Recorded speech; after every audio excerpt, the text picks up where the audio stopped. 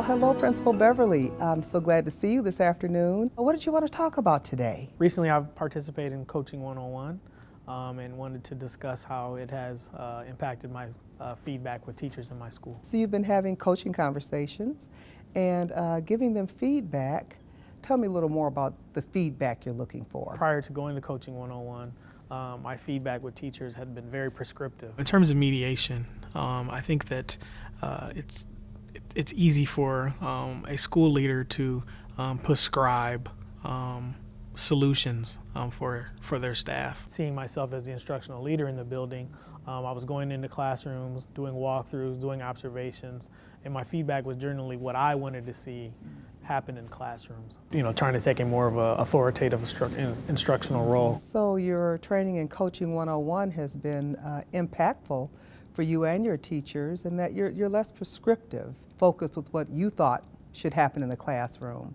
But now you're seeing that needs to change. Mediation is a powerful tool that a coach can use, and it can be transformative to a teacher's practice. It can transform the way they make decisions about what they will do, and it can also transform how they reflect on the work they've done with students. So as you're thinking about the skills you've gained in Coaching 101, what are some of the impact that that's had on your teachers and on their instruction? I would say that my teachers have become more open, and I think the Coaching 101 process has allowed for me to want to be more collaborative, and the skills that I learned in Coaching 101 have provided me with a skill set for mediating thinking, going deeper with conversations with my teachers, specifically around their instructional practice, and giving them a space to take ownership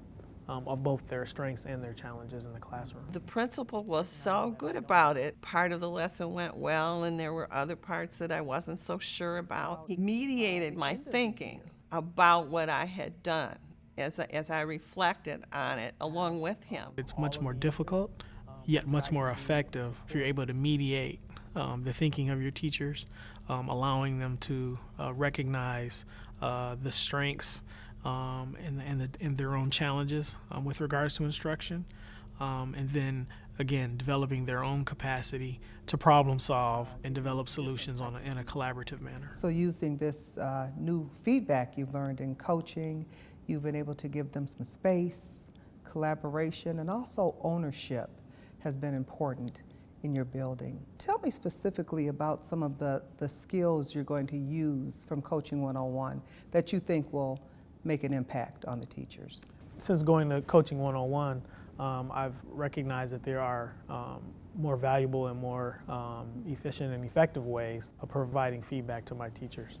Having a positive presupposition, understanding the strengths of my teaching staff, building those strengths up, in addition to the process for providing meaningful coaching conversations, including pausing, paraphrasing, and probing for deeper understanding. The way he paraphrases what I say to him, and the way he then probes with questions and gets me to think about my own practice is something I've never experienced before.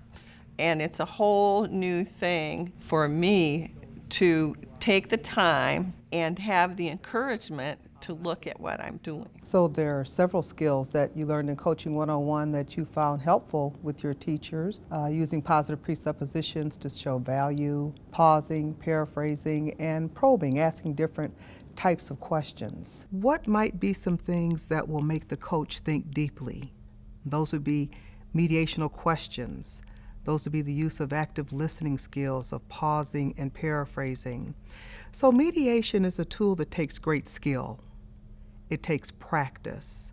And it also takes a deep-held belief that the person that you're coaching has the ability to come upon a solution on their own. So Principal Bryan, as you think about some of the feedback you've given, what have been some challenges for you giving that feedback with the teachers? When I think about what I want for my students, I would want for teachers to not be prescriptive in their instruction, create an environment that facilitates student learning. And so In order to practice what I preach and what I believe, I had to do the same with my teachers. Coaching 101 has impacted me by causing me to be much more reflective in my interactions with my teaching staff. I had to create an environment that allows them to recognize solutions, to build their own capacity for driving improvements in instruction. In order to do that, I had to be less prescriptive and much more collaborative. So these coaching skills have helped you be more collaborative, less demanding, patience, and also listening to your teachers. And you're seeing using some of your PLCs and also some of your instructional coaches as a way to increase capacity in your building. It's not leading, not necessarily even guiding, but it's supporting with good questions and with active listening. So at the end of the school year, after you've done this feedback, say in June, what might you expect teachers to say about the new experience they've had with you, giving this different type of feedback? I would hope that at the end of the year, we had created a culture of openness, of collaboration. There would be excitement for the year to come. I've seen a big difference in his interaction with me as a teacher, and it's very valuable. Created space for teachers to learn from one another in order to build on their strengths and improve on some of their challenges. He learned how to be a coach when he went to Coaching 101. It's not about just one conversation.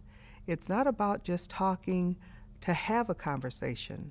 It's about deep thinking, it's about reflection, and it's about making decisions that will lead to an action that will help instructional practice increase student achievement. So you're hoping that they'll see shared understanding, a shared ownership. The rest of the year, I'd like to work with you on that and continue the conversation about how you can build trust and appreciation among your teachers so that this feedback works well for you this school year. I absolutely look forward to that.